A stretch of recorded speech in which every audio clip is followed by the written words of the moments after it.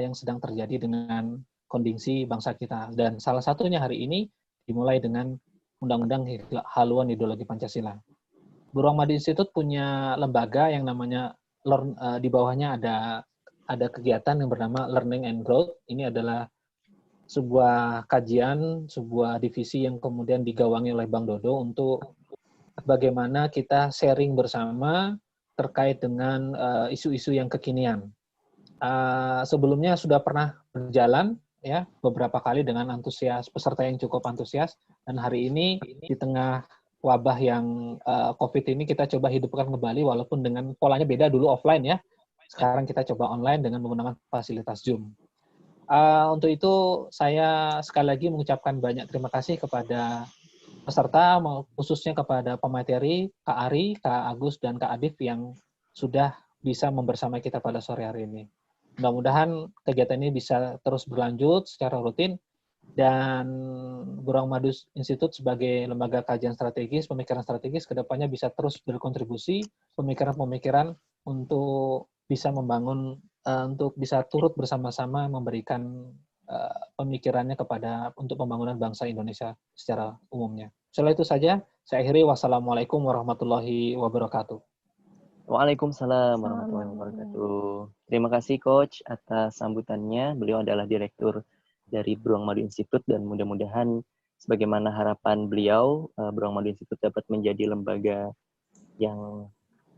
think tank yang bisa memberikan manfaat, ya, memberikan rekomendasi-rekomendasi terbaik untuk kebaikan khususnya Kota Balikpapan, insya Allah. Baik,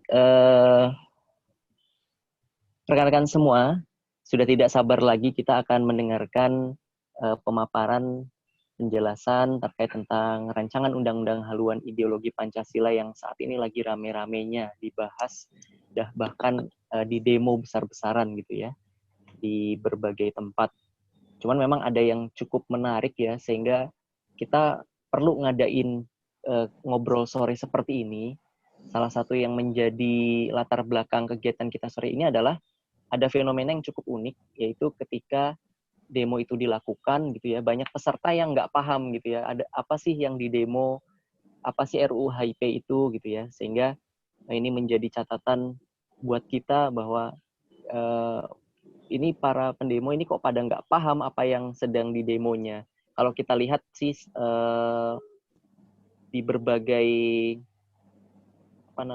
media gitu ya, kalau kita lihat di screenshot, kita coba lihat nih, kalau search demo RUU HIP gitu ya, wah itu banyak banget tuh di mana-mana tuh demonya. Nah, bahkan di sini ada juga di CNN Indonesia mengabarkan bahwa sejumlah peserta demo tidak tahu soal isi RUU HIP. Nah, inilah yang menjadi salah satu latar belakang kenapa kita adain diskusi sore ini. Nah, khususnya buat rekan-rekan di kalangan milenial yang harusnya update gitu ya, terkait tentang informasi atau perkembangan yang terjadi di negara kita tercinta Indonesia. Baik, rekan-rekan sekalian, kita akan masuk ke sesi pertama. Sesi pertama ini kita akan akan sedikit dijelaskan gitu ya oleh pemateri nantinya terkait tentang RUU HIP ini, dan mudah-mudahan kita bisa simak. Insya Allah nanti untuk pemaparannya sendiri kita akan berikan durasi kurang lebih 12-15 menit ya per narasumber. Mudah-mudahan bisa disesuaikan dan kita bisa lakukan diskusi nanti sesuai dengan waktu yang telah kita sepakati bersama. Baik, untuk pemapar pertama kita serahkan kepada Kak Adib Khairul Umam SH, dan mudah-mudahan nanti teman-teman bisa menyimak apa yang disampaikan. Untuk sesi diskusinya nanti kita akhirkan ya setelah seluruh narasumber menyampaikan pemaparannya. Baik, kepada Kak Adib, silakan. Baik, terima kasih Bang Dodo. Assalamualaikum warahmatullahi wabarakatuh. Waalaikumsalam warahmatullahi wabarakatuh. Ya, terima kasih Bang, saya dikasih waktu pertama karena saya lihat ini senior-senior saya semua ini. Jadi nanti kalau senior saya dulu yang bicara, saya bingung mau bicara apa kan gitu. Jadi saya bersyukur sekali ini. Terima kasih banyak Bang Dodo karena diberi kesempatan yang pertama. Karena memang Kalau saya di pertama ini, kalau nanti banyak kurangnya kan senior-senior saya ini, Bang Agus sama Bang Ari ini bisa bantu melengkapi begitu. Pertama saya sampaikan terima kasih banyak Burung Madu Institute telah memberikan kesempatan, ya kan, bukan pemateri saya kira, tapi tempat kita untuk berdiskusi lah hari ini, karena memang saya yakin sebenarnya RUU HIP ini saya yakin bisa jadi pintu masuk kita untuk berdiskusi gitu. Karena saya kira sudah cukup melelahkan ya bangsa kita ini terpecah antara teman-teman nasionalis dan teman-teman agamis begitu saya bahasakan, karena memang saya tidak tahu runtutan cerita ini sejak awal kasus penistaan agama itu hingga hari ini suasana terus memanas begitu, dan tidak ada kesempatan kita untuk sedikit bercanda kan begitu. Harapannya pintu masuk dari RUU ini yang kemudian muncul harusnya ini bisa menjadi diskursus yang baik antar kedua elemen masyarakat agar kita semua bisa tercerahkan dengan fakta atau kondisi kita saat ini.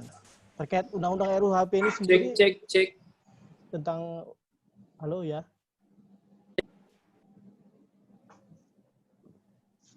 Ya, halo. Lanjut Bang Adib, lanjut. Oh ya, terima kasih. Jadi RUU HIP ini saya kira awalnya memang ini sebenarnya di akhir 2019 itu masuk dalam prolegnas ya. Kalau kita dengarkan para pakar dan juga para anggota DPR memaparkan, rencana awal dari kajian akademik dari RUU HIP ini sebenarnya adalah haluan pembinaan ideologi Pancasila. Sebenarnya rancangan undang-undang ini ditujukan adalah untuk menyusun, untuk memperkuat lembaga yang dibentuk oleh Presiden kita Joko Widodo, yaitu tentang lembaga BPIP. Awalnya itu. Jadi cita-cita saya kira RUU ini awalnya diperuntukkan untuk itu. Untuk memperkuat lembaga badan BPIP yang dibentuk oleh Jokowi itu untuk membumikan ya. Jadi Pancasila tidak hanya menjadi ideologi yang utopis, tapi mampu diterjemahkan sampai ke masyarakat bawah, bahkan diaplikasikan dalam kehidupan sehari-hari, menjadi karakter hidup kita bangsa Indonesia, menjadi karakter unik bangsa Indonesia yang menjadi habit ya, menjadi kita menjadikan itu sebagai betul-betul ideologi bangsa gitu. Nah, BPIP ini sebenarnya lembaga yang dibentuk untuk cita-citanya itu ya kan, untuk mengembalikan waktu zaman dulu, bagaimana waktu kita masih sekolah itu kan sering mendapat pelajaran kalau zaman saya itu namanya PPKN ya. P4MP ya. Ya, waktu itu kan kita bisa merasakan itu bagaimana kemudian itu menjadi pendidikan wajib di sekolah-sekolah yang kemudian hari ini mulai terkikis. Sebenarnya kita harus fokus ya, kenapa kemudian ideologi Pancasila ini menjadi penting untuk diinternalisasikan ke bawah, karena memang gelombang globalisasi ini sangat luar biasa, apalagi dengan kemajuan teknologi hari ini. Seolah-olah kita bisa tidak ketemu lagi karakter-karakter anak-anak milenial kita itu yang kemudian mencerminkan itu sebagai ideologi Pancasila begitu. Sebenarnya agak campur aduk begitu kan. Sebenarnya kan yang harus kita antisipasi, yang susah sekali kita bedung itu tentang globalisasi ini, yang kemudian bisa kebudayaan luar negeri yang kemudian masuk ke Indonesia, yang kemudian merusak budaya-budaya bangsa Indonesia, budaya timur kalau kita bilang kan begitu. Nah, ini ide awal ya RUU HIP ini sebenarnya bahkan di naskah akademik juga dijelaskan saya kira tentang persiapan pembentukan RUU HIP ini. Cuma terakhir kemarin saya juga baca terkait rekomendasi dari Prof. Jimli juga, waktu rapat dengar pendapat itu, Prof. Jimli juga mengapresiasi sebenarnya RUU ini. Munculnya RUU ini harusnya menjadi pintu gerbang lah ya, untuk kita kembali menyemarakkan kembali ide Pancasila ini yang sebagai ideologi bangsa ini mengakar begitu di tengah masyarakat, di tengah kaum muda begitu kan, di tengah globalisasi sekarang ini, di tengah budaya-budaya luar dari barat maupun dari yang sekarang ini budaya Korea itu ya, yang harus mulai menggerus itu semua begitu kan. Bahkan sampai sekarang kan budaya-budaya itu yang kemudian mengangkat juga para anak-anak yang budaya-budaya suka sama lawan jenis itu lah. Itu kan sebenarnya bukan budaya kita itu. Sebagai orang yang memegang teguh ideologi Pancasila, harusnya ideologi pikiran untuk hal seperti harusnya tidak masuk ke generasi bangsa kita. Nah, di era globalisasi ini yang saya kira itu yang susah kita bendung untuk masuk di Indonesia. Makanya cita-cita inilah yang kemudian muncul, harus BPIP harus diperkuat dengan undang-undang yang akan kemudian sebagai orkestra untuk penguatan ideologi Pancasila itu sampai ke akar rumput.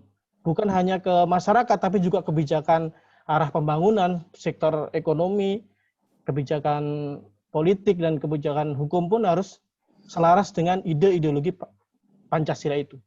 Tapi memang saya ingat Februari itu, tanggal 11 Februari itu adalah RDP bersama Prof. Jimli. Yang pertama, di situ sudah dikasih masukan dan detail sekali Prof. Jimli memberikan masukan. Harusnya RUU HIP ini tidak masuk ke mempersempit tafsir dari Pancasila itu sendiri. Karena memang kalau kita masuk ke tafsir Pancasila itu, menerjemahkan kembali tentang apa maksud dari Pancasila, akhirnya kita memandang Pancasila seolah akan terkerucut terbatas gitu, membatasi makna Pancasila itu sendiri. Dan absurdnya lagi, begitu sudah muncul RUU-nya di pasal 7 yang kemudian sampai hari ini menjadi polemik yang luar biasa, saya kira yaitu tentang munculnya kembali yang Trisila dan Ekasila itu, yang kemudian itu sebenarnya dimulai dari pidato Bung Karno, sejarah yang kita catat ya. Ya, hal inilah yang kemudian absurdnya pemerintah inilah yang kemudian kenapa kemudian harusnya RUU ini menjelaskan tentang teknis bagaimana badan BPIP itu turun dan masuk ke lembaga-lembaga pemerintahan untuk ikut melakukan tentang pembinaan ideologi Pancasila tersebut. Tapi faktanya adalah begitu sampai RUU ini jadi, masukan Prof. Jimli itu ternyata ya tidak diindahkan. Saya tidak tahu ya bagaimana proses politik di dalam DPR itu, bagaimana perdebatannya, terus kemudian siapa yang kemudian bagaimana muncul ide draft rancangan undang-undang itu, yang kemudian muncul pasal 7 itu yang hari ini sampai menjadi polemik itu. Itu yang pertama yang ingin saya sampaikan. Yang kedua, terkait polemik memasukkannya TAP MPR tentang TAP MPR nomor berapa saya lupa, tentang pembubaran PKI sebagai konsideran dari rancangan undang-undang ini, yang itu kemudian menambah panas ya suasana itu. Dan kemudian di pasal 7 itu ada sebuah teks yang juga ketuhanan yang berkebudayaan, itulah yang kemudian situasi ini jadi tidak terkendali. Saya tidak tahu ini ada proses politik seperti apa, mungkin Bang Agus Cupur nanti bisa menjelaskan ya, apakah ada muatan atau titipan-titipan ideologi atau titipan-titipan secara politis ya, secara itu petanya seperti apa di bangsa Indonesia ini, apakah ini memungkinkan, ini benar-benar ada hidden agenda dalam proses ini. Saya tidak sampai ke sana. Yang jelas pada proses diskursus ini antara kajian akademik dan yang direncanakan awal dari RUU HIP ini sebagai harusnya memperkuat badan BPIP untuk menjadi dewan pembinaan itu ideologi Pancasila, harusnya ini mengatur regulasi tentang kerja ya kan, karena memang selama ini kan di Mahkamah Konstitusi maupun Mahkamah Agung gitu, kalau kita ingin mengevaluasi produk peraturan perundang-undangan, yang bertentangan atau tidak dengan Undang-Undang Dasar 1945 itu, saya kira diajukan oleh orang per orang. Dan saya kira kalau mau ditelisik satu persatu dari peraturan perundang-undangan yang ada di Indonesia ini, saya kira masih banyak peraturan perundangan yang bertentangan dengan ideologi Pancasila. Belum lagi kebijakan-kebijakan dari institusi kementerian yang kemudian masih pro dengan kapitalis atau pro dengan investor-investor asing itu. Saya kira sementara itu untuk mengawali diskusi kita. Terima kasih Bang Dodo. Oke, baik. Terima kasih Kak Adip ya untuk pengantarnya terkait dengan RUU HIP yang saat ini begitu kontroversial sehingga terjadi perpecahan gitu ya. Bahkan kalau tadi dibahas Kak Adip ini membahas tentang bagaimana sih RUU HIP ini menjadi pro kontra di masyarakat. Artinya bisa dibilang seperti ada membalikan arah yang seharusnya diinginkan gitu ya. Yang tadinya rencananya RUU HIP ini adalah dalam rangka untuk membentuk rangka kerja dari Badan Pembinaan Ideologi Pancasila, tetapi bagi sebagian masyarakat RUU HIP ini dianggap justru mengarahkan untuk menjadi undang-undang yang merubah ideologi Pancasila itu sendiri mungkin gitu ya. Tapi nanti akan kita pertajam lagi penjelasan tentang RUU HIP ini di narasumber yang berikutnya. Nah, insya Allah untuk narasumber berikutnya adalah Kak Ari Santoso yang akan memaparkan terkait dengan RUU HIP ini dari perspektif hukum. Kepada Kak Ari Santoso, kami silakan.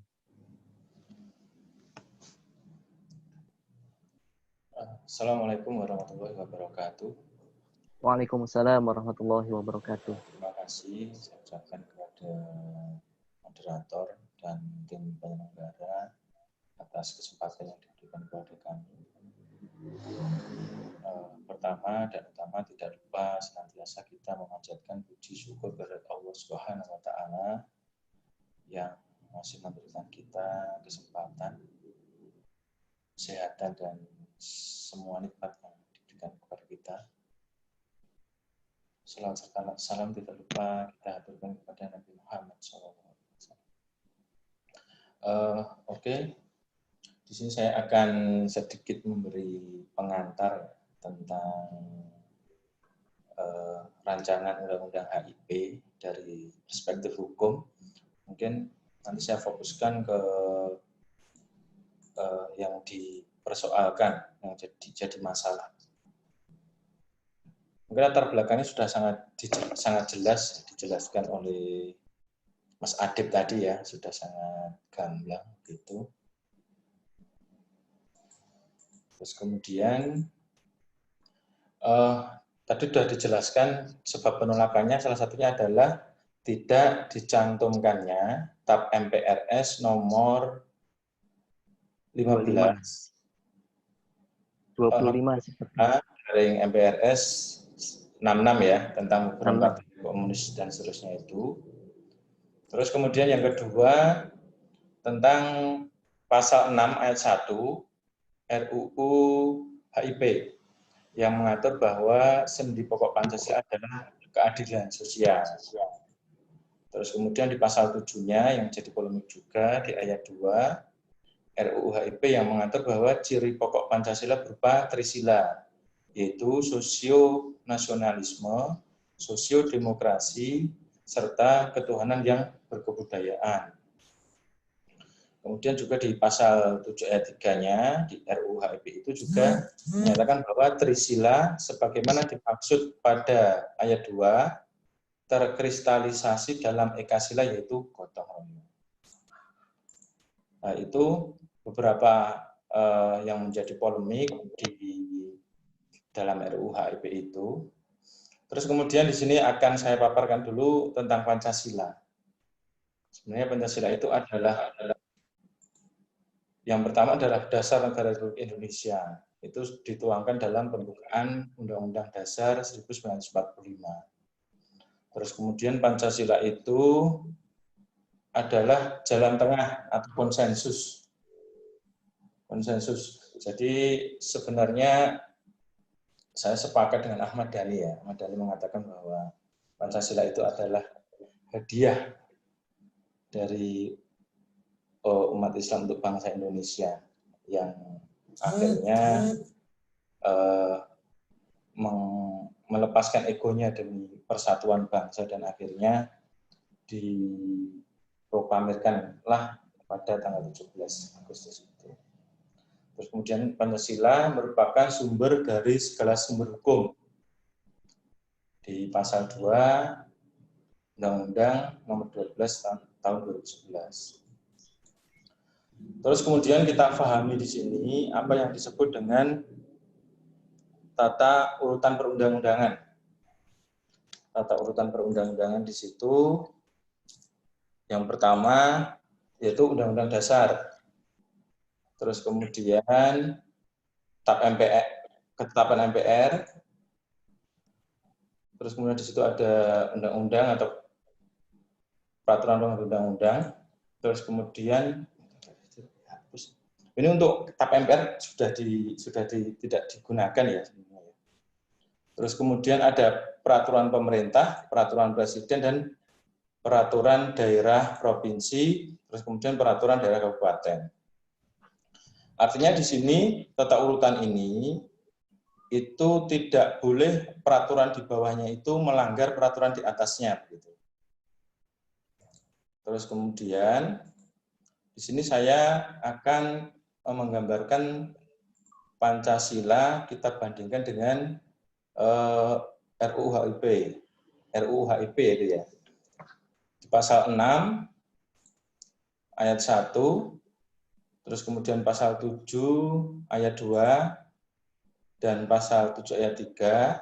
Di situ tentu saja ada di pasal 7 ayat 2 itu disebutkan demokrasi serta ketuhanan yang berkebudayaan.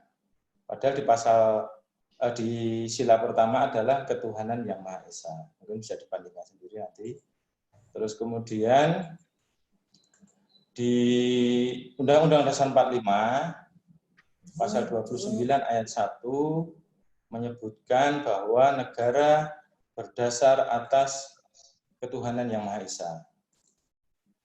Di sini di dalam pasal 7 ayat 2 juga ada kalimat ketuhanan yang berkebudayaan.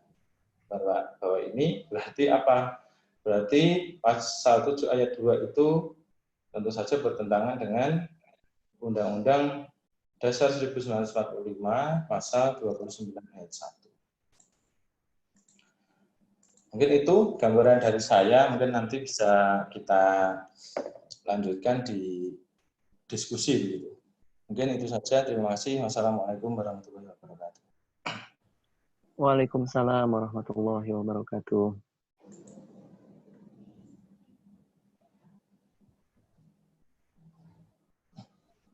Baik, terima kasih Kak Ari Santoso atas pemaparannya terkait dengan perspektif hukum dari rancangan undang-undang HIP ini ya. Jadi beliau tadi menyampaikan bagaimana komparasi RUU HIP ini dengan peraturan-peraturan yang sudah ada sebelumnya. Dan makin jelas bagi kita semua bahwa kontroversi dari RUU HIP ini mengarah kepada pelanggaran beberapa ketentuan-ketentuan yang ada di atasnya gitu ya. Salah satu diantaranya adalah Undang-Undang Dasar 1945. Tapi nanti kita mungkin bisa bahas lebih dalam lagi dan kita coba dengarkan narasumber yang berikutnya yaitu Kak Agus Juprit yang akan membahas bagaimana perspektif politis ya terkait dengan RUU HIP ini nanti akan melengkapi pemahaman kita juga. Kepada Kak Agus, kami silahkan Kak Agus. Baik, Assalamualaikum warahmatullahi wabarakatuh. Waalaikumsalam warahmatullahi wabarakatuh. Suara saya terdengar ya? Siap, Kak Agus. Ya, saya ucapkan terima kasih atas undangannya untuk berbagi informasi atau berdiskusi lah ya terkait dengan rancangan undang-undang haluan ideologi Pancasila. Salam hormat kepada dua pembicara, Mas Adib sama Mas Ari. Nah, kalau ini lawyer semua nih ya. Ini lawyer semua, KAI dan Pradi kumpul nih. Jadi lengkap ya. Yang satu KAI, satu Pradi. Kalau ingat Mas Ari, saya masih punya satu PR Mas Ari. Kuesioner bersaya kerjaan. Mas Ari ini ditunggu, Mas. Lawyer spesialisasinya banyakan ngurusin terorisme. Jadi kalau terkait dengan masalah ideologi Islamisasi dan sebagainya ini sudah ada di otaknya semua ini. Bolak-balik Jakarta untuk ngurusin masalah teroris. Baik. Semua sudah dikupas oleh dua pembicara, saya tidak punya bahan lagi sebenarnya kalau bicara tentang RU-nya. Dan saya hanya bicara begini, isu hari ini sebenarnya itu mestinya kita baca begini. Terjadinya konflik sekarang akibat dari RUU HIP ini menandakan bahwa dendam masa lalu, perseteruan masa lalu bangsa ini belum selesai. Ya. Kalau kita membaca detail RUU itu, membaca detail pasal per pasal tentang RUU itu, tidak ada satupun berkaitan dengan komunis. Bahkan kalau kemudian TAP MPRS itu ya ada atau tidak di dalam RUU itu, tidak menjadikan TAP MPRS itu kemudian batal demi hukum atau hilang, tidak. TAP MPRS itu tetap hidup. Karena yang bisa membatalkan TAP MPRS itu adalah MPR. Jadi TAP MPRS itu tetap hidup. Yang menjadi kemudian, kenapa isu ini diarahkan menjadi isu seakan-akan kubu Islamis dengan kubu komunis, kan begitu. Yang pro NKRI dengan pro komunisme, itu arahnya akhirnya ke sana. Gitu. Mengapa ini yang dijadikan alasan untuk kemudian entah itu membatalkan atau kemudian membuat RUU ini sebagai pintu masuk untuk membuat gonjang-ganjing negeri ini. Tapi saya menangkap begini, bahwa perseteruan kita di bangsa ini belum selesai. Ada kubu yang menganggap diri sebagai kubu Islamis, gitu kan. Lawannya adalah kubu komunis, pro komunisme, begitu. Tetapi kenapa kita tidak apa namanya? Kenapa sih sebenarnya harusnya Islamis versus komunis? Karena ini fakta sejarah bahwa selama ini ya isu yang paling seksi untuk mengkonsolidasi gerakan umat atau gerakan bangsa, ya komunis.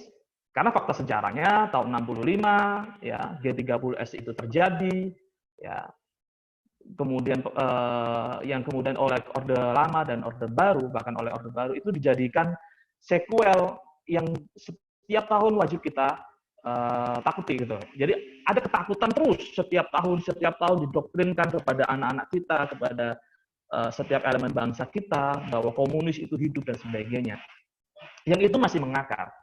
Wajar sebenarnya karena memang ada fakta sejarah bahwa G30 SPKI itu terjadi sehingga komunis itu memang akhirnya menjadi musuh. Dan itu memang betul. Ya. Nah, saya akan kembali dulu kepada apakah betul bahwa undang-undang HIP ini akan membangkitkan kembali komunisme? Itu pertanyaan yang pertama. Saya akan menjawabnya begini.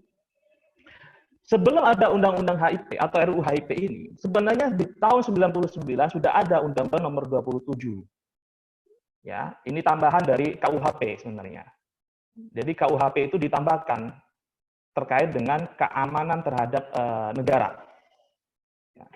Jadi sebenarnya di Undang-Undang Nomor 27 ini sudah jelas menyebutkan di pasal 107 huruf A, B, C dan seterusnya bahwa siapa saja yang menyebarkan, ya, yang mengajarkan haluan ideologi komunisme, marxisme, leninisme itu ada pidananya.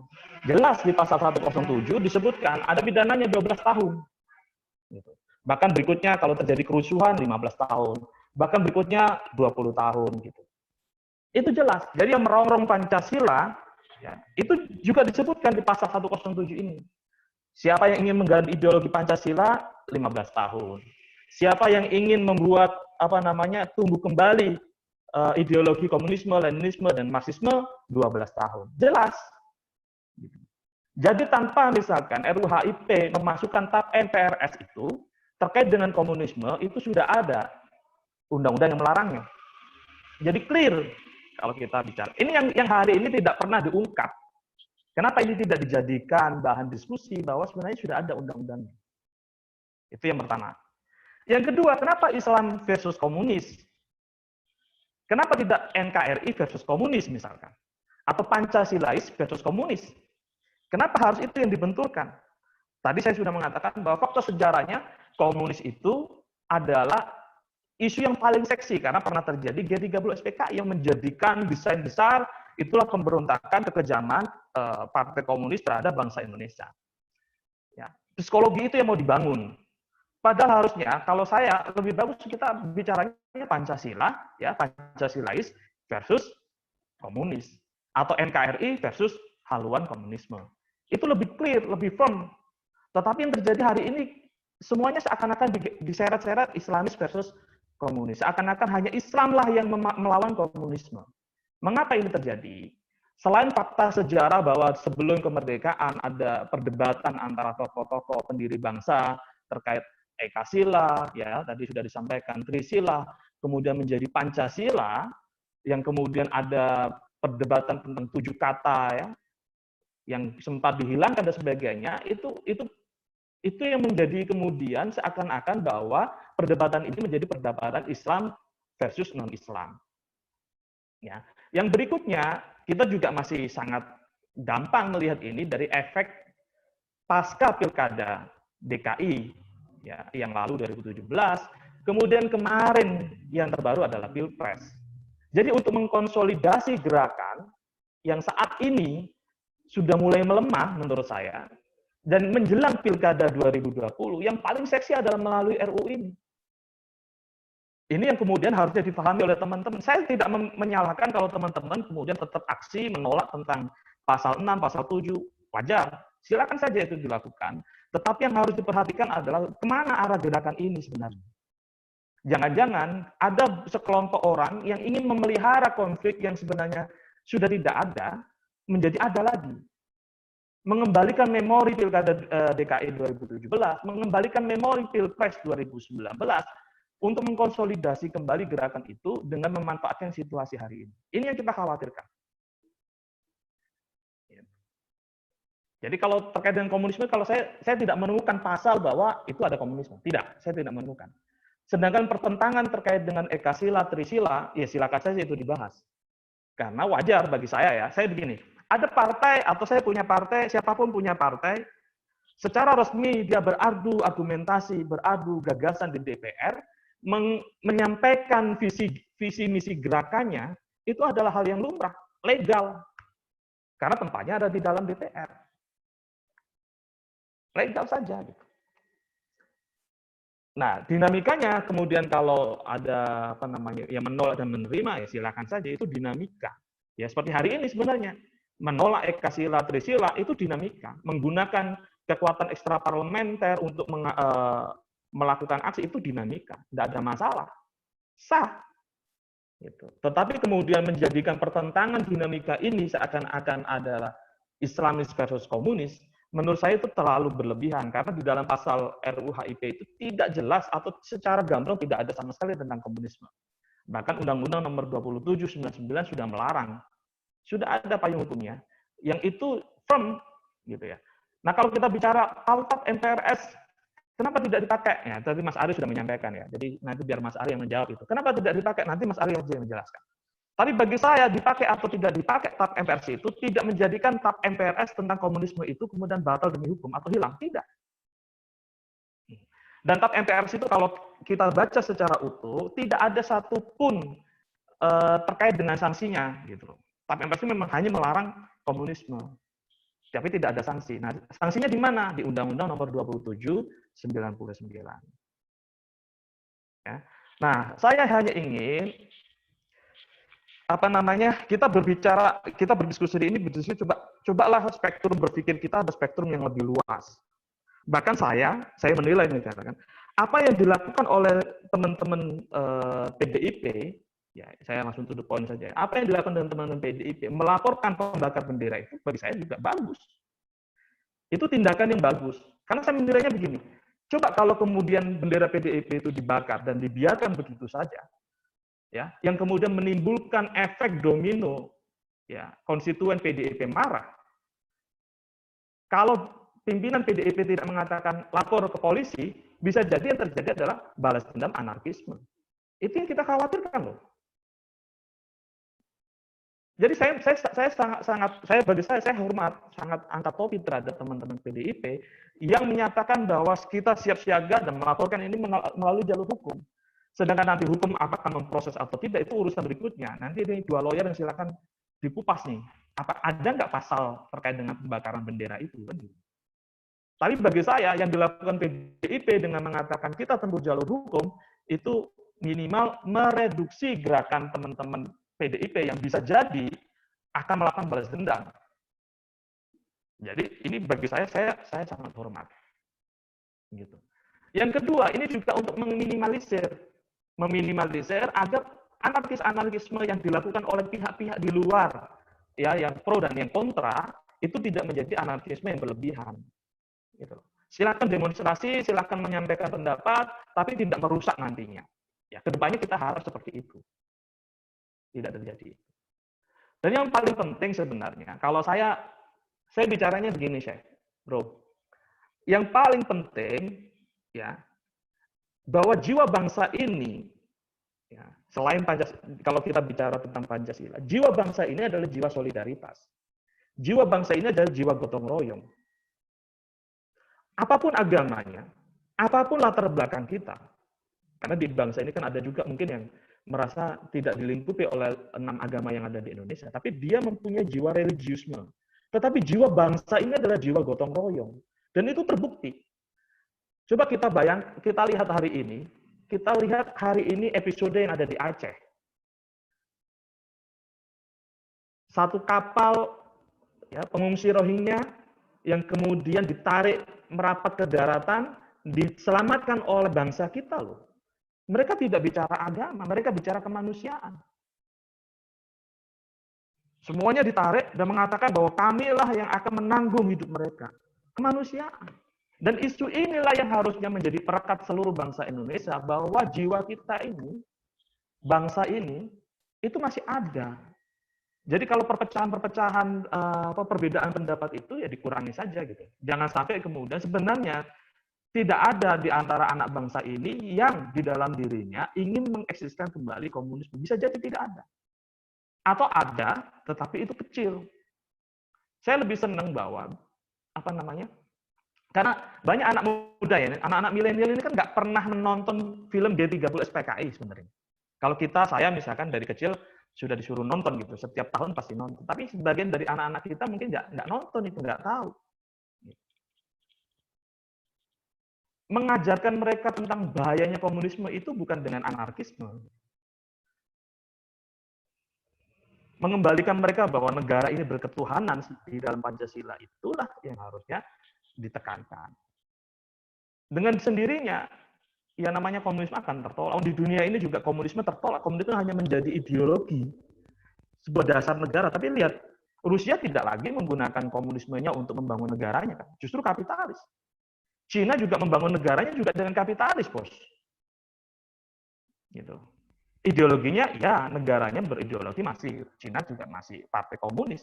Tetapi dalam existing negaranya bergerak, sepertinya tidak menjadikan negaranya sebagai negara komunis, tapi kapitalis. Saya pikir itu pemantik awal diskusinya. Semoga bermanfaat. Saya kembalikan kepada moderator. Silakan. Terima kasih Kak Agus Cuprit, luar biasa ya pemaparannya. Semakin melengkapi perspektif yang ada terkait tentang RUU HIP ini. Nah, sesi berikutnya kita akan melakukan diskusi santai kepada ketiga para narasumber kita sore ini, dan dipersilakan kepada teman-teman, rekan-rekan sekalian, mungkin ada pertanyaan yang akan disampaikan kepada ketiga narasumber ini. Silakan bisa langsung raise hand-nya atau bisa langsung menghidupkan mode audionya supaya bisa didengar oleh kita semua.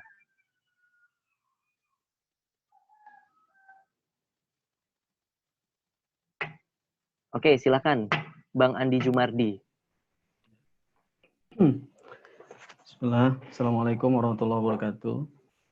Waalaikumsalam warahmatullahi wabarakatuh. Terima kasih kepada moderator ya yang memberikan kesempatan untuk bertanya, Bang Dodo. Saya lebih senangnya manggil Habib Rido ini daripada Bang Dodo. Oke, saya nggak tahu nih sebenarnya harus bertanya apa, cuma saya ingin mengomentari sedikit lah begitulah.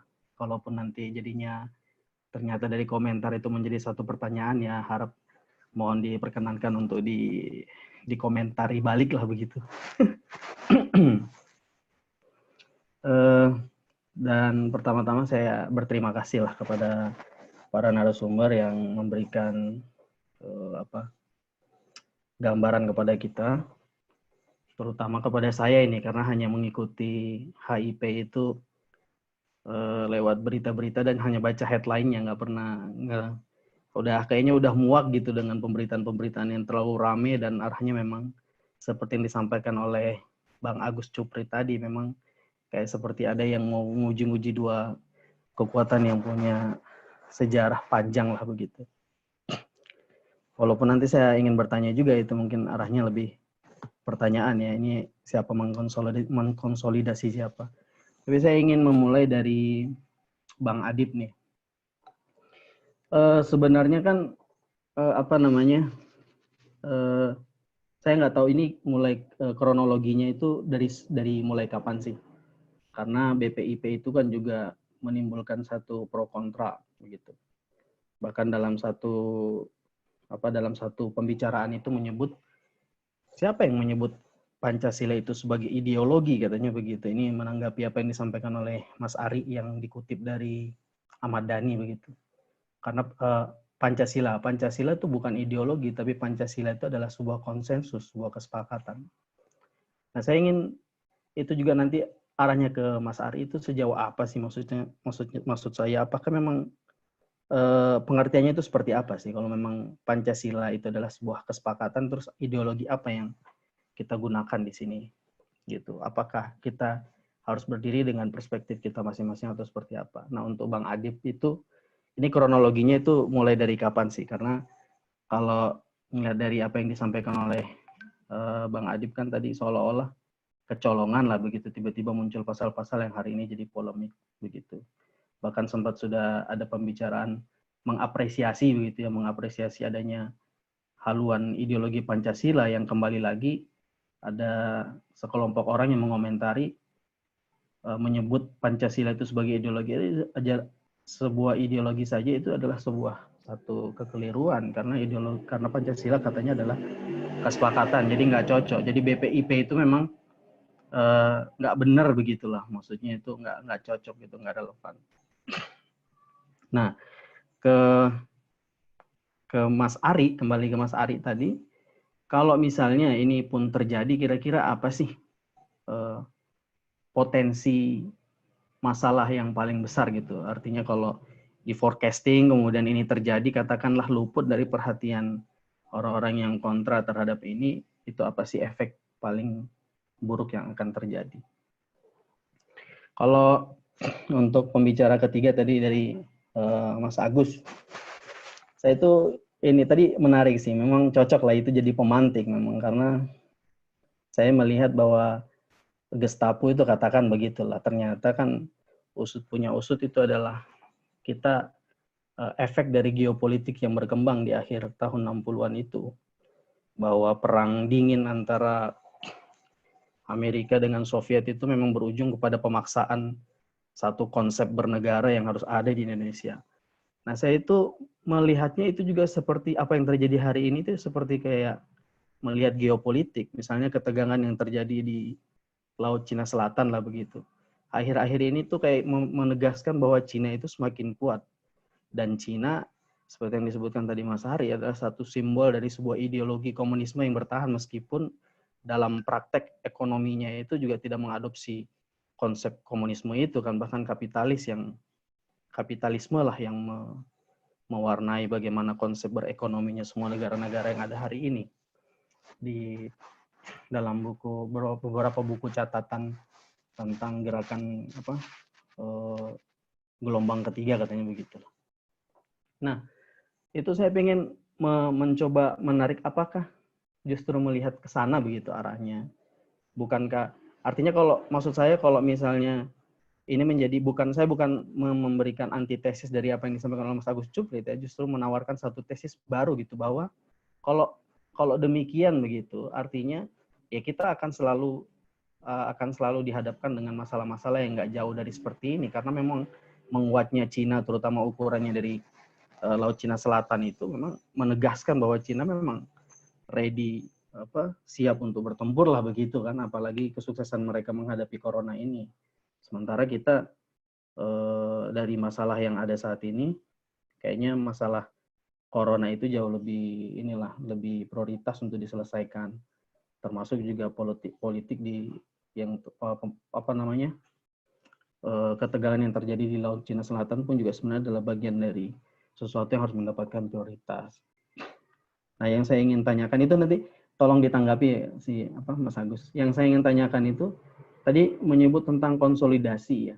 Konsolidasi itu ini mungkin perlu penegasan, ini siapa yang mengkonsolidasi siapa gitu.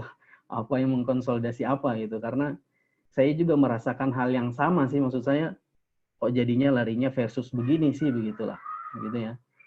Karena sekilas mungkin kalau menangkap dari apa yang disampaikan oleh Mas Agus, ya ini bagian dari dinamika berpolitik, berparlemen, itu harusnya disikapi dengan kepala dingin. Kalau misalnya ada yang tidak sesuai, dihantam aja. Tadi subuh saya diskusi juga dengan satu jamaah masjid, itu arahnya juga ke sana. Jadi jangan terlalu over juga gitu. Dan memang setuju pembakaran bendera itu juga itu tanda-tanda bisa membuat konflik ini jadi menghadirkan sesuatu yang tidak seharusnya. Mungkin itu. Nanti kalau ada tiba-tiba pertanyaan yang saya ingin saya sampaikan akan saya tanggapi. Sekian, terima kasih. Assalamualaikum warahmatullahi wabarakatuh. Waalaikumsalam warahmatullahi wabarakatuh. Mantap nih pertanyaannya. Bang Andi ini kayaknya udah mewakili 3 penanya sekaligus ini ya. Dan itu juga yang sepertinya akan ditanyakan juga oleh yang lain gitu kan. Tapi ada beberapa pertanyaan yang memang di luar dugaan ya. Siapa mengkonsolidasi siapa gitu. Nah, ini nanti akan kita coba lihat tanggapan dari narasumber kita. Baik, dipersilahkan kepada siapa dulu nih? Kak Adib dulu kah atau siapa dulu? Kak Adib dulu kali ya. Sesuai urutan pemapar tadi ya. Baik, silakan Kak Adib, kemudian dilanjutkan dengan Kak Ari dan terakhir adalah Kak Agus Cuprit.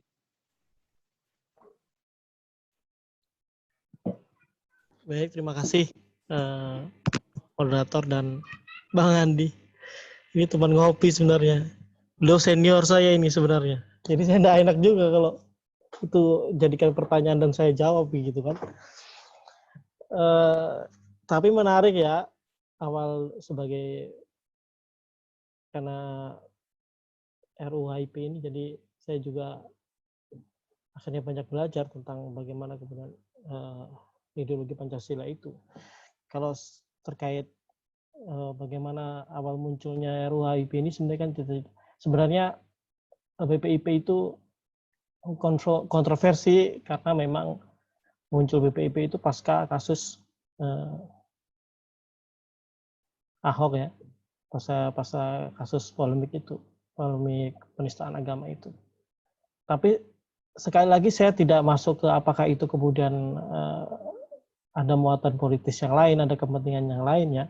Cuma memang tentang istilahnya pembinaan ideologi Pancasila ini waktu akhir 2019, waktu awal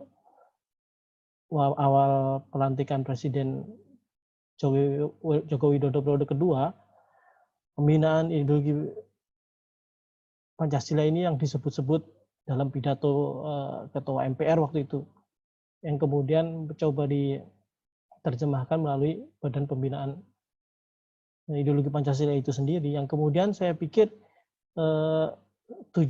maksud dan tujuan itu tidak ada yang masalah begitu, kalau motivasi utamanya adalah untuk internalisasi lebih dalam lagi tentang ideologi Pancasila.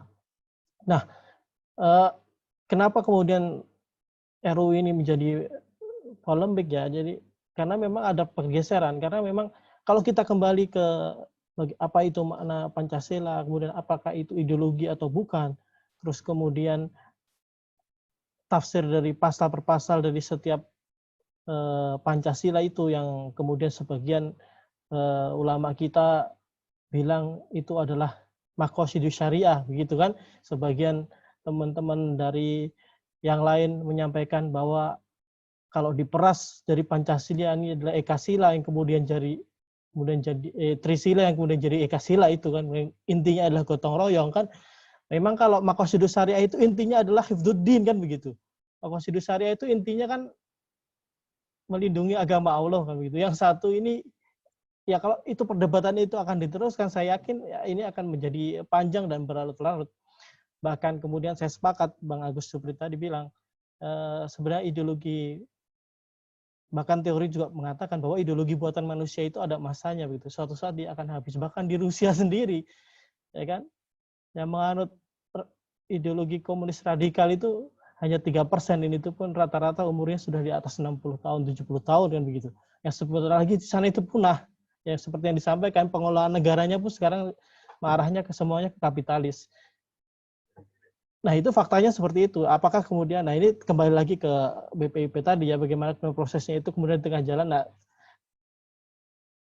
sangat membuka wawasan ya. Kemudian Bang Agus Suprit bilang kalau ini hanya dalam proses, apakah kemudian saya sebenarnya tidak yakin itu kalau komunisme itu akan bisa bangkit, karena apakah memang betul itu ideologi masih laku begitu. Karena apalagi di era saat ini, karena banyak sekali sudah kritik. Bahkan yang belajar Marxis komunisme itu akhirnya dia menemukan titik buntu terkait gagasan itu sendiri kan begitu.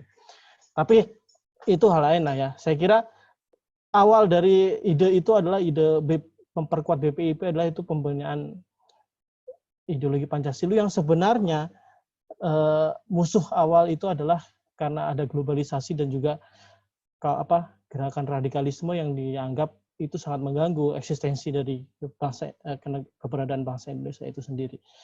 Cuma kalau menyinggung tadi Bang Adi bilang Pancasila sebagai ideologi, itu disebut di mana? Sebenarnya ada di keputusan presiden waktu Kepres nomor berapa saya lupa ya, ada keputusan presiden nomor, kalau saya tadi cek keputusan presiden nomor 5 tahun 1959. Waktu itu ada amandemen Undang-Undang Dasar, ya, yang memang ada revisi Undang-Undang Dasar 1945 yang menegaskan bahwa Pancasila sebagai ideologi bangsa. Dan memang kalau memang mau diperdalam lagi, ya, nanti ujungnya akan ke perdebatan apakah ini sekedar konsensus, apa kemudian ini menjadi ideologi bangsa. Yang jelas saya lebih senang ya menganggap ini sudah final begitu dan sudah selesai. Harusnya kita bicara lebih besar ya. Saya itu takutnya sebenarnya begini Bang Agus Suprit. Apakah kemudian perpecahan di dalam masyarakat ini memang ada residu-residu dari kondisi peta politik bangsa kita hari ini kan begitu. Yang tidak tahu sejak kapan kemudian Indonesia ini isunya adalah alergi anti Cina dan anti komunis itu mulai panjang. Apa ini adalah residu dari pertentangan geopolitik dunia juga kemudian masuk ke Indonesia, dan itu memang harusnya memang kalau ada pakar politik internasional mungkin akan lebih tajam lagi membahas hal itu. Yang jelas memang perdebatan HIP ini harusnya tidak menjadi pintu gerbang ya, bukan menjadi media perselisihan baru di bangsa Indonesia, tapi ini adalah media untuk diskursus kita, pintu masuk untuk diskusi kita untuk mengambil tindakan, dan jangan terjebak pada hal-hal yang kemudian mempersempit jadi ke makna daripada Pancasila, tapi bagaimana kemudian menarik Pancasila, ide-ide Pancasila itu menjadi program-program konkret, dan kemudian mampu kita jadikan evaluasi dari setiap program-program pemerintah dan program-program pembangunan di sektor apapun. Saya kira begitu. Mantap, Kak Adip. Baik, dilanjutkan dengan Kak Ari. Silakan Kak Ari. Oke, saya langsung saja. Kalau harus menjawab tentang Pancasila itu yang dimaksud dengan kesepakatan atau konsensus itu seperti apa, tentu saja saya akan menjelaskan, izin untuk menjelaskan hal tersebut, kita harus bicara sejarah gitu ya. walaupun saya orang hukum, mohon izin saya jelaskan tentang bagaimana akhirnya disepakati atau dibentuk Pancasila. Jadi dulu kita ketahui bersama yang pelajaran SD, SMP itu sudah dulu kita dapat itu di masa kita. Itu pada pembentukan Pancasila pada saat itu sidang PPUPKI ya. Itu kan akhirnya umat Islam itu sebenarnya kaum Islam itu sebenarnya kan mengusulkan tentang sebelum terjadi kesepakatan Piagam Jakarta itu sebenarnya usulan dari umat Islam, dari referensi yang saya baca itu pasal 1 itu ketuhanan dengan kewajiban menjalankan syariat Islam. Terus kemudian disepakati itu terbentuklah Piagam Jakarta itu, di mana pasal 1 itu adalah ketuhanan dengan kewajiban menjalankan syariat Islam bagi pemeluk-pemeluknya. Dan itu Prof. Maramis ya nggak salah nama itu juga menyepakati saat itu. Sudah itu karena yang yang menjalankan syariat Islam itu hanya umat Islam, dari Prof. Maramis yang perwakilan dari Indonesia Timur kalau tidak salah dari kaum Kristen itu sepakat. Terus kemudian setelah kemerdekaan itu akhirnya kalau tidak masih menggunakan Piagam Jakarta di mana ketuhanan dengan kewajiban dengan syariat Islam bagi pemeluk-pemeluknya, itu dari Indonesia Timur itu mau memisahkan diri. Akhirnya umat Islam yang di kelompok Islam ya, yang diwakili oleh Ki Bagus Hadikusumo, pada saat itu akhirnya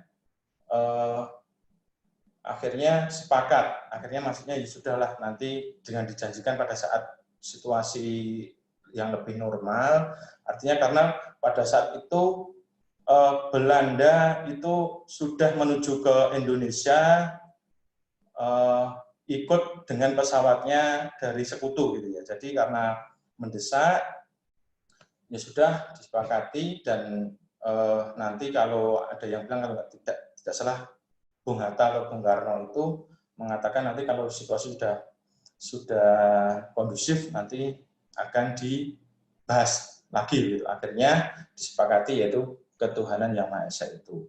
Di situ yang dimaksud adalah kesepakatan. Artinya ini adalah jalan tengah dan ini adalah kelegoan dari semuanya. Artinya yang agak ke kiri ya nengah, yang agak kanan ya nengah, kan artinya akhirnya ketemu. Terus kemudian efek apa terhadap HIP ini? Jadi kalau kita lihat lagi sebenarnya silakanlah buat aturan, buat perundang-undangan yang tidak usah nyerempet lagi gitu terhadap Pancasila ini. Ketika kita kembali ke Trisila, kemudian Ekasila, nanti di sisi yang lain, kalau dalam konteks yang disebut Mas Agus Cukri tadi kelompok Islam, pasti nanti akan mengusulkan lagi, karena dulu Bung Karno dengan itu yang disebut Ekasila dan seterusnya itu, kelompok Islam juga nanti dengan kalimat ketuhanan dengan kewajiban menjalankan syariat Islam bagi pemeluk-pemeluknya. Itu nanti akan nggak ketemu lagi. Jadi kita akan selalu berkutik dengan itu, dan kapan kita akan bangun, kapan kita akan jadi negara yang maju dan lebih berkembang lagi. Ketika negara-negara yang lain sudah bisa mensejahterakan rakyatnya, tapi kita masih masih ribut dengan hal-hal yang sangat mendasar ini, dan saya pikir menurut saya ini nggak usah diulik lagi. Mari kita bareng-bareng membangun bangsa dan negara ini, tidak usah menyentuh hal-hal ini. Pasti ini nanti akan menjadi perdebatan yang sangat tajam ya, kalau kita ngudik-ngudik ini lagi. Mungkin dari saya itu, kurang dan lebihnya mohon maaf. Baik, terima kasih Kak Ari Santoso atas penjelasannya. Terakhir Kak Agus Cuprit, silakan Kak Agus.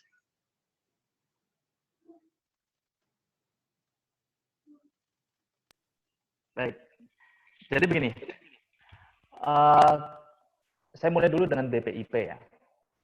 BPIP itu kan dibentuk karena memang istilahnya itu hak presiden. Jadi presiden itu berhak membentuk lembaga atau badan di luar departemen atau kementerian. Dia bisa membentuk lembaga apapun, dirasa penting. Zaman SBY juga banyak. Kemudian sama pas waktu berganti ke pemerintahan Jokowi, sebagai lembaga itu kemudian diganti sama Jokowi. Dibuang, diganti dengan Jokowi. Nah Jokowi karena mungkin didorong atau didorong oleh partai-partai yang menganggap dirinya sebagai nasionalis dan sebagainya itu, maka menjadikan perlu juga ada gitu, lembaga yang berkaitan dengan pengembangan ideologi Pancasila. Tapi apapun itu adalah hak presiden. Badan itu hak presiden. Problemnya adalah BPIP ini sejak pendiriannya memang tidak mempunyai rules, tidak punya aturan. Apa kerjaannya? Wajar kemudian banyak yang menjadikan isu terkait dengan BPIP dijadikan flyer meme atau yang lainnya yang menyudutkan peran dan fungsi dari BPIP.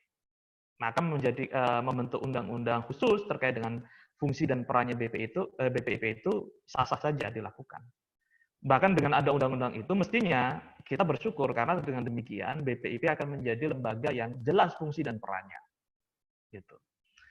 Dan betul kata Mas Ari tadi, mestinya memang dikurangi atau orang-orang yang merasa perlu BPIP ini dijadikan dalam bentuk undang-undang mengurangi ketegangan-ketegangan yang tidak perlu, ya, membangkitkan emosional masa lalu, dendam, perseteruan yang sudah sebenarnya berakhir ketika sudah menjadi konsensus Pancasila menjadi konsensus bersama, ya sudah selesai di situ.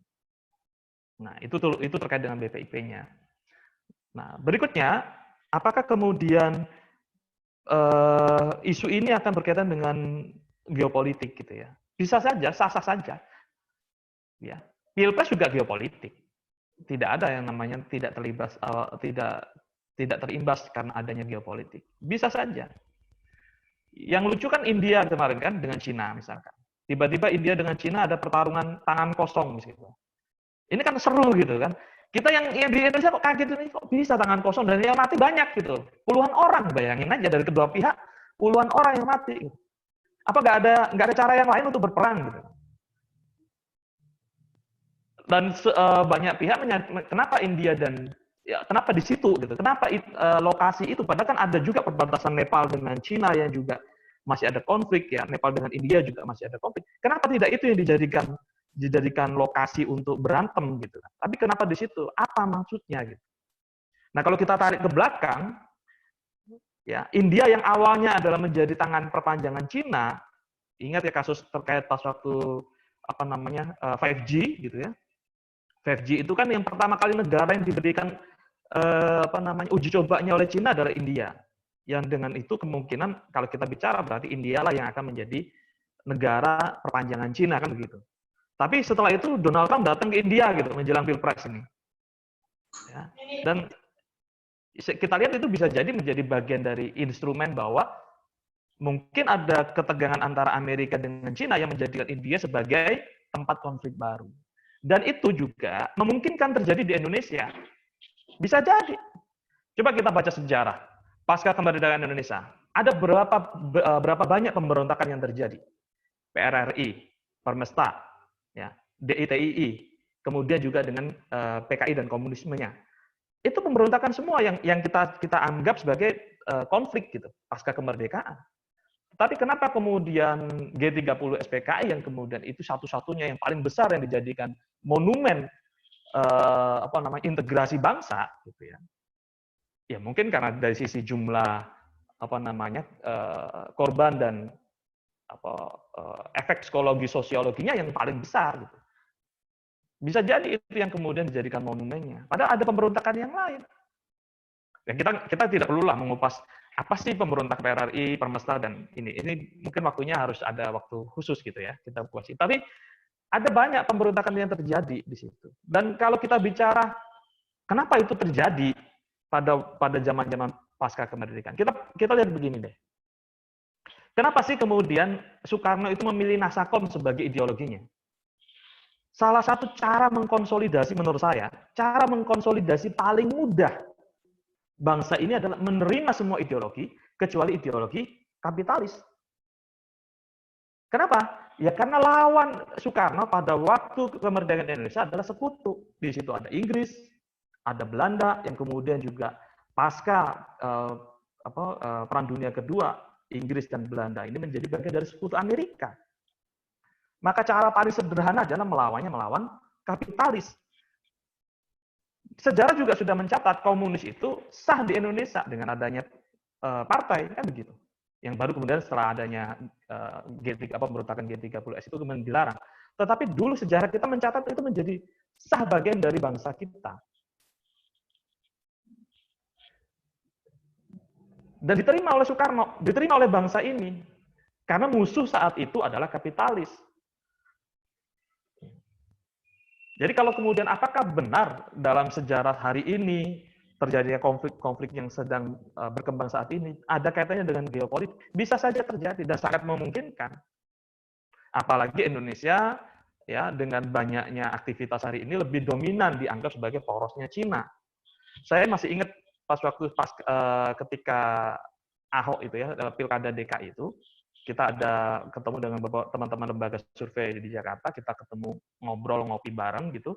Ketika kita membuka data, ditemukan bahwa beberapa poinnya yang paling penting adalah isu yang paling gampang untuk menaikkan tensi ya, perpecahan pembelahan itu adalah isu komunisme dan Cina. Komunisme karena itu adalah akar sejarah bangsa ini, ya, perlawanan G30S itu. Cina, ya karena dianggap saat ini Cina sudah terlalu dominan. Dan memang dari dulu Cina itu menjadi juga pas 1998 itu kan itu juga ada konfliknya. Jadi paling gampang memang menggerakkan isu ini. Itu yang paling gampang. Nah, ini bisa jadi memang ada kaitannya dengan geopolitik. Tapi sejauh apa konflik ini? Nah, ini yang jadi masalah. Bangsa ini tidak pernah memetakan detail. Rakyat kita ini selalu ketika misalkan, oh ini apa namanya komunis gitu, semua bergerak semua ke sana. Tapi kita jarang diajak duduk bareng. Bener nggak sih RUU HIP itu memang ada kata komunisme misalkan? Kita jarang mengedukasi itu. Bener nggak sih misalkan teman-teman di partai tertentu itu akan membangkitkan komunisme misalkan? Tetapi detail ya, bukan kemudian hanya sekedar oh dia anaknya PKI, dia anaknya pernah bersama dengan orang keluarga PKI dan sebagainya. Bukan itu sebenarnya, tetapi ideologi loh. Ya. Di Indonesia ini bisa jadi loh ada orang ateis yang nggak percaya dengan agama, tapi dia tidak menyebarkan ideologi komunisme. Jadi terkait dengan itu kita perlu ada duduk bersama, ngecek bersama apakah betul ada terkait dengan geopolitik. Tetapi yakin G30 SPKI bagi saya itu adalah kaitannya dengan residu pasca Perang Dunia Kedua. Ya tadi Soekarno menerima semua ideologi kecuali kapitalis itu sudah menjadi salah satu bukti. Ya, kemudian kerjasama Indonesia dengan Cina, dengan Rusia pada waktu itu juga sangat gencar, itu juga menjadi bagian penting bahwa memang Indonesia lebih ke poros ke sana karena lawannya kapitalis. Bahkan banyak bantuan yang diberikan oleh Soviet dan Cina kepada Indonesia itu juga menjadi bukti bahwa ada kaitannya. Gitu. Kedekatan negara. Berarti saat ini pun memungkinkan. Nah, sekarang pertanyaannya, negara Indonesia ini kemana? Ini pertanyaan yang saya pikir nanti bisa dijawab bersama-sama. Saya nggak bisa menentukan itu. Yang kedua terkait dengan masalah geopolitik, konsolidasi politik nasional, gitu ya. Kalau saya simpel, membacanya itu simpel begini. Siapa sih yang pertama kali membongkar ke publik terkait dengan RUU HIP? Gitu ya. Saya hanya menangkap bahwa saya membaca resum balik itu semua partai kecuali Demokrat menyepakati adanya RUU HIP. Semua sepakat. Hanya satu Demokrat dan alasan Demokrat juga karena pengen agar kita konsentrasi kepada penanganan COVID, bukan substansi terhadap pasal per pasalnya. Semua sepakat. Kemudian ada beberapa yang memberikan catatan. Nah, kenapa ini kemudian diungkap ke publik? Itulah yang kemudian harusnya menjadi pembacaan kita. Apa targetnya? Hal ini kemudian diungkap ke publik. Apakah karena misalkan tidak bisa membendung RUU ini untuk disahkan, misalkan menuju ke paripurna, atau karena ada hal yang lain yang diinginkan, misal konsolidasi menuju pilkada. Karena besok ini pilkada kan nggak ada lagi nih kampanye-kampanye terbuka, ya kan? Semuanya via daring. Nah, cara paling gampang ya viral tentang isu ini itu sudah bisa membuat pembelahan. Ini kelompok Islamis bersama dengan partai ini dan ini kelompok non-Islamis bersama partai ini dengan ini. Hanya saja apakah itu efektif di Pilkada 2020? Bisa iya, bisa tidak. Bisa iya, bisa tidak ya. Tetapi paling tidak itulah bargaining yang akan bisa dilakukan oleh orang-orang atau kelompok tertentu untuk mengatakan bahwa gua punya massa, nih saya punya massa, saya punya konstituen yang penting untuk memenangkan Anda. Bagi saya di situ. Ini konsolidasi politik jangka pendek ya, Pilkada 2020. Saya menganggapnya ini paling tidak akan dimanfaatkan ke arah sana. Paling tidak. Sedangkan yang lain, apakah ada konsolidasi menuju 2024 dan sebagainya, saya masih belum mengatakan bahwa isu ini akan ke arah sana. Tetapi bisa jadi iya. Ya, kan sudah ada nih isu baru kan, sepakat untuk Pilpres ditunda 2027 gitu kan. Ada yang mengatakan saya sepakat nih Pilpres ditunda menuju 2027 gitu. Nah, pertanyaannya sepakat ini apa maksudnya? Apakah hanya ingin memecah konsentrasi agar pengalihan isu ini gitu. Atau memang ya berkaitan dengan bertambahnya utang ya. Ini kan ada sudah 900 triliun dana baru total ya, dari 400 menjadi 600, sekarang menjadi 900 triliun ya.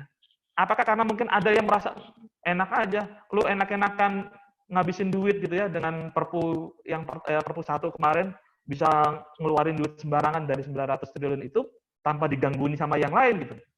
Makanya kemudian isu 2027 sehingga titik tembaknya kemana? Ke Jokowi. Oh jangan-jangan ini Jokowi yang ingin agar dia berkuasa lebih panjang sampai 2027. Padahal belum tentu juga ini keinginan dari Jokowi. Jadi banyak sebenarnya konsolidasi elit terkait dengan pilkada, pilpres dan sebagainya menuju 2024. Tapi kalau dalam sisi RUU HIP saya hanya menganggap paling sederhana, paling simpel ini akan berkaitan dengan pilkada 2020. Selebihnya ke depan ya kita tengok saja karena kan perkembangan pembelahan ini belum bisa kita tengok sejauh apa gitu, konsolidasinya. Itu saja dari saya, silakan dilanjutkan. Baik, terima kasih Kak Agus ya. Dan juga narasumber yang lain yang telah menyampaikan tanggapannya atas pertanyaan dari Bang Andi tadi. Luar biasa ya. Kita lanjutkan satu pertanyaan lagi menuju ke akhir sesi acara kita pada pukul 18. Jadi ada pertanyaan dari Kak Deris Arista. Saya bacakan, mohon izin. Jika ideologi komunis itu saya istilahkan sebagai sebuah mazhab pemikiran, pertanyaannya adalah ideologi komunis di Indonesia ini kiblat mazhabnya lebih kemana? Cina kah atau Rusia? Karena jika jawabannya Cina, maka sebenarnya yang dianut itu bukan paham atau ideologinya, tapi hanya sebatas mendompleng gaya Cina dalam kebrutalan mencaplok kekuasaan tanpa hati. Ya. Dalam hal ini, goalnya adalah kapitalisasi kekuasaan. Tapi kalau jawabannya Rusia, seperti yang sudah disebutkan Bang Adib, yang tersisa hanya 3-5% saja. Terima kasih. Baik, mungkin ini siapa yang mau nanggapin nih? Kak Adib, Kak Ari, Kak Agus, atau ketiganya sekaligus mungkin kita kasih kesempatan. Silakan siapa dulu? Kak Adib mungkin mau nanggapin?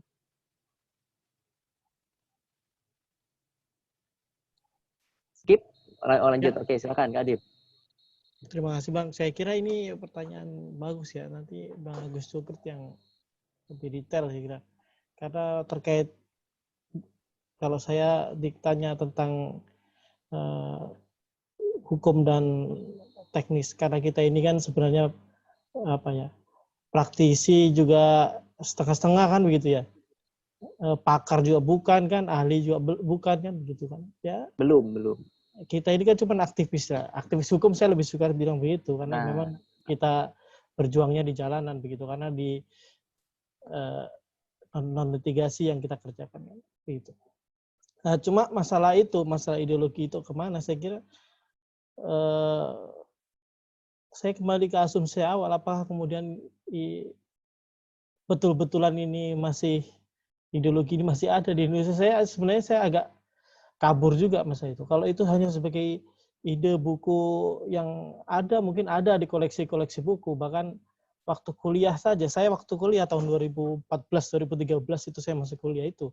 Diskusi teman-teman saya yang aku dan bangga dengan mahasiswanya sudah kabur dia menjelaskan tentang mahasiswa itu sendiri, tentang bagaimana ideologi itu dan rujukannya itu apa, sudah kabur. Karena memang faktanya monopoli kapitalisme itu sudah tidak bisa dibendung lagi, dan arah bagaimana kemudian saya lebih sepakat membacanya adalah ini sebagai isu yang dimainkan oleh pihak yang memang menginginkan sesuatu. Saya tidak yakin sebenarnya. Saya tidak yakin orang yang punya ideologi komunisme itu yang kemudian masih mendarah daging dalam dirinya itu punya kekuatan politik yang sampai bisa mengguncang bangsa Indonesia hari ini. Saya tidak yakin dengan hal itu sebenarnya. Masih tidak yakin. Kalau dibaca dari Kang Agus Suprit, saya bilang Kang Agus Suprit ini dari peta politik bahkan lokal sama internasional beliau sangat ngerti, jadi sangat kelihatan begitu kan nanti bagaimana kemudian sebenarnya saya tidak yakin juga masalah ideologi ini masih ada, kecuali hanya di literasi buku saja. Nah, saya hanya sampai di situ aja. Terima kasih. Terima kasih Kak Adit. Silakan Kak Ari mau menanggapi.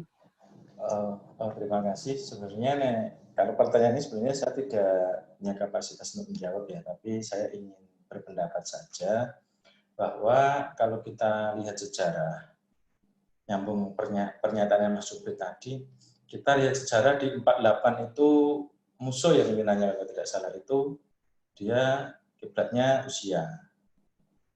Kemudian 65 itu Aidit itu kiblatnya Cina gitu ya. Terus kemudian nggak sekarang, mungkin Mas Agus nanti akan jelaskan karena sekarang kan kerjasama sama Cina, yo mungkin nanti Mas Agus lah biar menjelaskan. Tapi saya ingin menggarisbawahi bahwa kita harus belajar dengan sejarah. Kita harus belajar dengan sejarah, jangan sampai bangsa ini diistilahkan kita tidak boleh seperti keledai mengulangi kesalahan masa lalu. Tahun 48 ke 65 itu kalau tak hitung itu 17 tahun jaraknya. Di tahun 48 sebenarnya sebelumnya itu sudah sebelum di masa Belanda pada saat Syarikat Islam itu sebenarnya kan kalau kita lihat sejarah lagi komunis masuk ke Indonesia itu yang bawa Belanda sebenarnya. Karena pada saat itu ada pergerakan nasional yang namanya Syarikat Islam, mungkin Belanda itu sudah pusing, Indonesia itu sudah bersatu, Islam sudah mau bergerak dengan Syarikat Islamnya, maka sama seorang orang Belanda, lupa saya namanya itu, dibawalah komunis masuk ke Indonesia untuk memecah itu. Akhirnya kan ada beberapa tokoh-tokoh yang di Syarikat Islam itu akhirnya berpaham komunis. Akhirnya kan pecah juga terus di situ. Terus kemudian 48. Di 48 di saat bangsa kita itu sedang berjuang mempertahankan kemerdekaan, justru di Madiun pecahlah peristiwa 48 itu. Jaraknya 48 dan 65 itu 17 tahun. Dan sekarang 65 ke 2020 kalau tidak salah saya hitung ada 55 tahun jaraknya. Soal tadi mungkin nanti Mas Agus yang biar menjelaskan secara detail, mungkin lebih tahu lah tentang perpolitikan. Mungkin itu jawaban dari saya. Terima kasih. Terima kasih Kak Ari. Terakhir Kak Agus. Ya, jawaban saya begini. Yang pertama, komunis itu adalah ideologi terlarang di bangsa ini. Itu sudah firm. Ya, komunis itu terlarang. Baik melalui TAP MPR ya, sudah ada, kemudian undang-undangnya juga sudah melarang. Maka ketika kita berbicara bagaimana kita mengidentifikasi ideologi komunis, ya kita tidak bisa karena saat ini juga itu underground saja, gitu, gerakan pemikiran saja, belum menjadi institusi bernegara. Maka kita tidak bisa mengidentifikasi. Ya. Nah, berikutnya adalah mazhab apa yang akan digunakan? Mazhab Rusia, Soviet ya, Rusia kan Soviet sudah runtuh, ya kan. kemudian tinggal Cina sebagai negara yang representatif menggunakan komunisme sebagai ideologi bangsanya. Bisa jadi ke arah Cina kalau secara resmi ideologi mazhab komunismenya. Tetapi yang paling penting adalah siapa sih pengusung komunisme di Indonesia? Mungkin nggak itu akan menjadi ideologi besar di Indonesia? Kan itu pertanyaan yang saat ini juga perlu ada pembuktian. Dalam perjalanan bangsa ini, ya saya lihat itu tidak ada kok. Saya bukan menafikan bahwa tidak ada komunisme itu di Indonesia. Ada, bisa jadi ada. Tetapi kemudian mengkonsolidasi menjadi besar, hari ini saya lihat tidak ada. Orang lebih suka dengan Pancasila. Sudah final kok. Ya, pemberontakan-pemberontakan yang terjadi kan tetap aja Pancasila menjadi ideologi bangsa kita. Gitu. Kembali lagi. Gitu. Jadi saya lihat bangsa ini sudah nyaman dengan Pancasila. Artinya, kalaupun ada, ya mungkin ada 1, 2, 3, tetapi apakah akan membesar dan sebagainya? Biarkan sejarah itu menjawab. Yang paling tegas kan sudah jelas, komunisme itu sudah dilarang di Indonesia. Jadi untuk tumbuh pun pasti susah. Tetapi kalau ada residu, misalkan residu dari pertentangan tahun 48 tadi kalau Mas Ari, atau 65 misalkan, bisa. Coba kita bayangin nih, gitu loh. Kita jadi keluarga besar orang PKI, yang pada Orde Baru kemudian KTP kita tertulis nih, ya kemudian kita akses kita ditutupin dan sebagainya. Itu bisa, dendam masa lalu itu tetap bisa jadi ada. Maka mereka bangga dengan dengan ideologi atau kemudian dengan komunismenya itu bisa jadi masih ada di dalam orang-orang itu.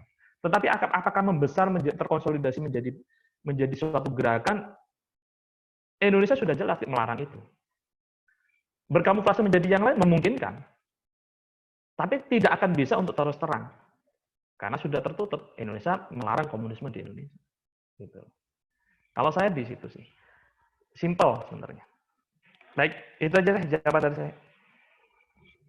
Oke, terima kasih Kak Agus Suprit dan juga para narasumber yang lain, yaitu Kak Adip, Kak Ari Santoso, yang telah memaparkan tentang RUU HIP ini dari berbagai tinjauan dan perspektif ya, luar biasa. Tadi kita membacanya sangat komprehensif sekali, tidak hanya tinjauan hukumnya, tetapi juga secara politiknya, bahkan tadi juga pasti juga akan terkait dengan sejarah gitu ya, dan geopolitik yang dialami oleh bangsa kita.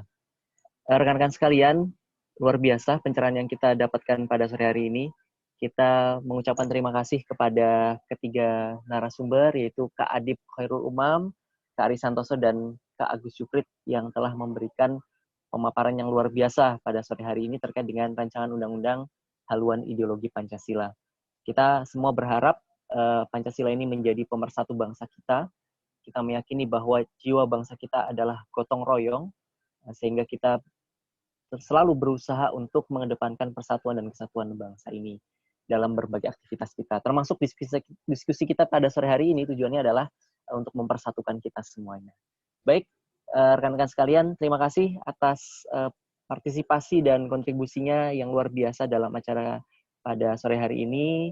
Kegiatan yang mudah-mudahan mencerdaskan kita semuanya, sekaligus menjadi pembelajaran bagi kita semua untuk menjadi bernegara dengan egaliter gitu ya, bernegara dengan baik, dan mudah-mudahan kita semua menjadi warga negara yang terus memberikan peran dan kontribusinya untuk kemajuan bangsa kita ini. Kepada narasumber kami ucapkan terima kasih yang sebesar-besarnya atas kontribusi yang luar biasa. Kak Adip, terima kasih. Kak Ari, terima kasih. Kak Agus Suprit, terima kasih, luar biasa. Kami mendoakan semoga Kak Adip, Kak Ari, dan Kak Agus selalu dalam keadaan sehat walafiat, sekeluarga, sehat walafiat semuanya, semakin sukses, dan mudah-mudahan terus memberikan kontribusi dan kebermanfaatannya untuk masyarakat. Baik, rekan-rekan sekalian, kita akan akhiri acara kita sore hari ini. Terima kasih atas perhatian rekan-rekan semuanya. Kami mengucapkan permohonan maaf apabila dalam pelaksanaan acara ini terdapat kekurangan, dan mudah-mudahan nanti di masa yang akan datang kita bisa lanjutkan lagi diskusi dengan tema menarik lainnya. Baik, terima kasih. Saya akhiri. Assalamualaikum warahmatullahi wabarakatuh. Waalaikumsalam warahmatullahi wabarakatuh. Terima kasih semuanya. Izin live ya. Assalamualaikum. Waalaikumsalam Kak Gus, silahkan.